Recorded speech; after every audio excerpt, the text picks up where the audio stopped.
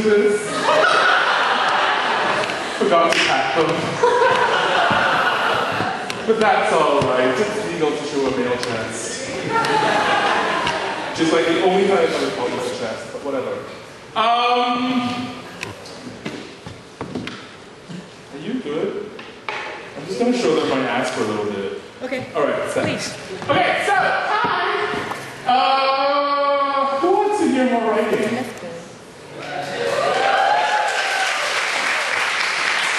I'm very confused with what's going on there. Like, all of a sudden, they're even in each other's head.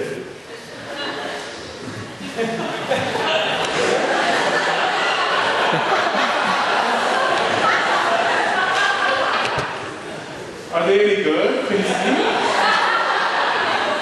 Will we like take some photos? We have a projector. Oh, more people. Oh, I know where they went. Can we all stare at them awkwardly for a little bit? I love this too.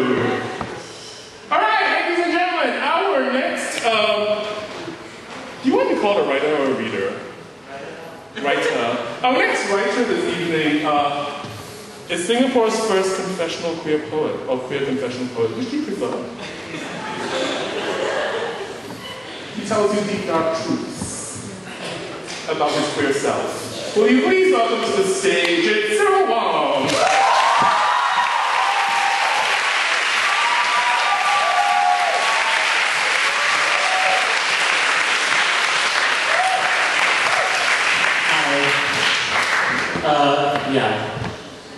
Just a little announcement. The book's actually in a very queer-friendly publishing arm.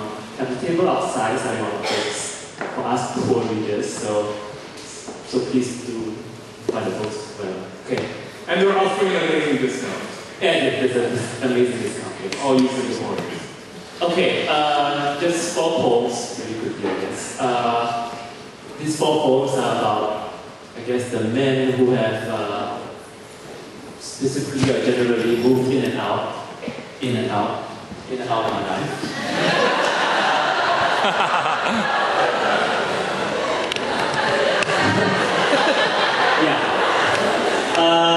The first one is called Beauty. Beauty. When we lay beside each other, your beauty was like a conch shell. I pressed my ear against to listen to the ocean, its shifting depths of need and affection. Only later did time teach me that you were mostly air.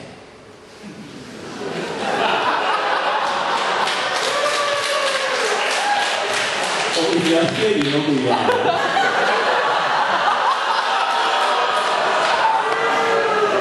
I thought I recognized him. But anyway, the next one is kind of references a movie which I really love called Lost in Translation. It doesn't matter whether you have seen it, I just summed up one of the final scene of the film.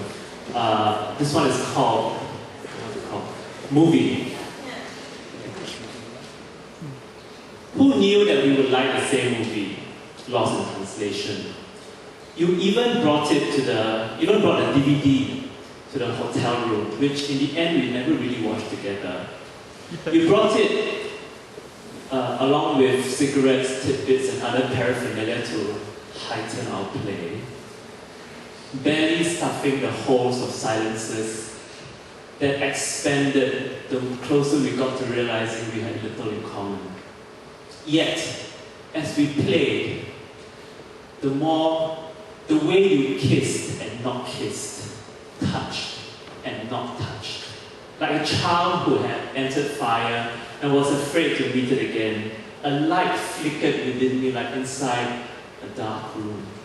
So when things between us didn't work out, the last scene from the film unreeled in my mind when Bill Murray embraces Scarlett Johansson in the crowd before they are forced to part, whispering in her ear words the audience can never hear. I wanted so badly to know what he said I could cry.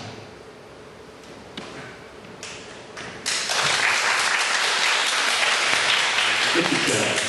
The this time I really hope this person is here. Literature.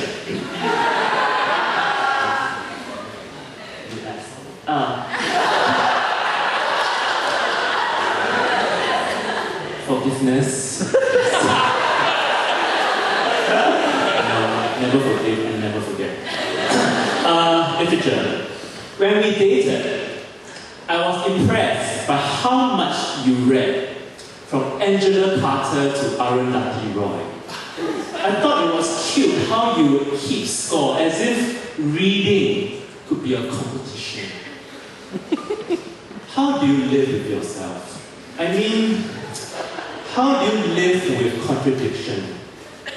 Good Muslim boy and mathematics school teacher in a respectable junior college, with a voice lowered a few notches by day.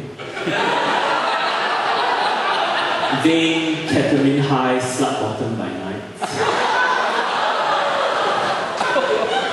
Have these narratives taught us nothing? Sure, we all have layers, but surely you could grasp that the ones we wear on the surface aren't real. These days, you are still a private reminder that literature can make no fucking difference in the world. Have you forgotten that bad trip where we dragged you off the bed naked and into the shower as you chanted Quranic verses believing you were in hell? Your eyes flickering wide open. This image stayed with me for a really long time. The next time I saw you, long after things between us swung south, you were in a cafe reading, the armor of your body thickened by more muscles than I last remembered. I left you with your books in a hurry. The last instance was at the airport. How cliché, I thought, sipping coffee with another lover as you hurried past unseen, the sight of you helping me to part with you inside my head. I wondered what novel you could have been reading that day, or perhaps you could have given up on books altogether. I perused how, as you hurried to meet whomever you were late for, a page of your face was turning, and under that page, another page was rising, full of a darker realization. At that moment, I realized you had become the unhappiest man I had ever known. Thank you.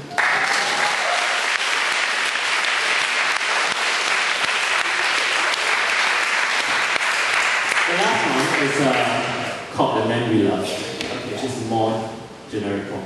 Okay, The Man We Love. The man we loved, the man we had, the man we wanted. They pass us in the street. They're going to the gym, to the park, to the pub, to invisible rooms on the internet. They cast their lines of hunger out for other men now. The men we wanted, who wanted nothing to do with us. The men we hid our names from and crept away. They're disappearing into their jobs, into the rest of their lives, picking up their phones to answer the call of another man's voice, then putting them down again. The men we had now plow the ache of other men. Time flips them over each other and abrades them to the bone. These men who taught us to be bridges, always on the way to somewhere else, something better. The men we loved, who wiped the disappointment from our lips with a tongue, with a tongue down the throat, a promise to call and a promise fulfilled, long before the accident, the illness, the overseas job, a touch turned cold, the averted vision, the other man. The men we loved, the men we had, the men we wanted. They have done far worse than fail to miss us. They have forgotten us. Each is slinking off into a cab with another guy and does not wave goodbye. These men who taught us of ourselves crave to hear the call of new lives now. The call that is always waiting to be answered. A boy crying wolf. Or maybe, just maybe, it is the truth this time. This truth we keep leaving our better selves for, only to find them again when we least expect it. A face rising like the moon in the night's long window, a night we are scaling with our hearts in our mouths. And then when we reach the top of the stairs, what luck, that moon has become a mirror. Thank you.